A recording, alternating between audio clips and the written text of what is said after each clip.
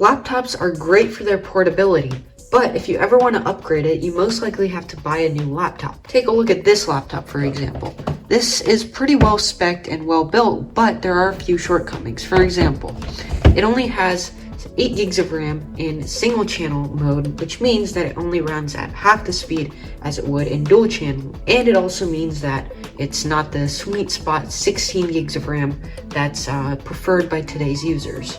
So that's one thing we're going to be upgrading today. Another thing that most likely needs to be upgraded is the storage solution. This one has a 256 gigabyte M.2 SATA SSD, and it's pretty good, but it's only 256 gigabytes, which for a couple of years is fine.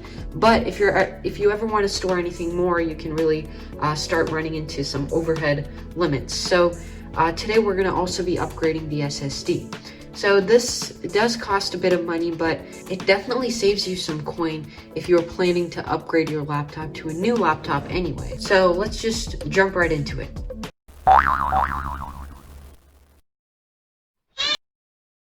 Before you do anything though, you should back up all of your data just in case.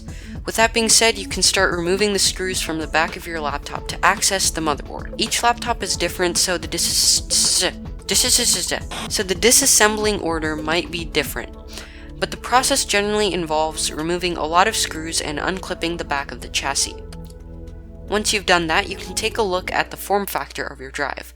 Like, is it M.2 SATA, M.2 NVMe, is it 2.5 inch, 3.5 inch, the key, etc, etc.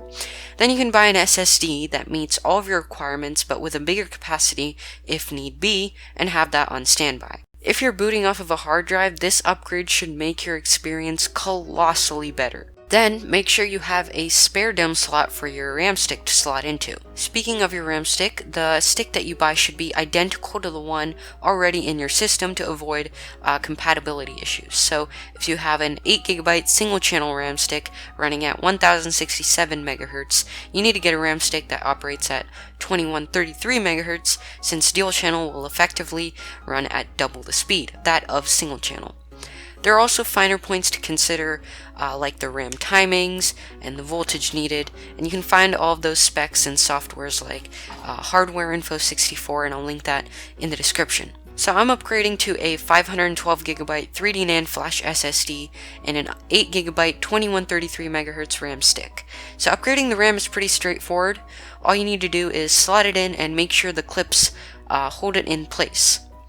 Installing the SSD is a little more involved though.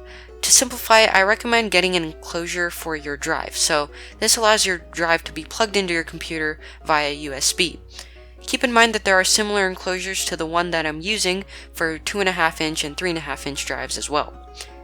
Anyway, you can replace your old drive with the new one, which for me just involved removing a screw, replacing the drive, and screwing the screw back on. And also, you install Windows afresh with your old product key and format your drive and all of that good stuff. And I have a video on how to do that.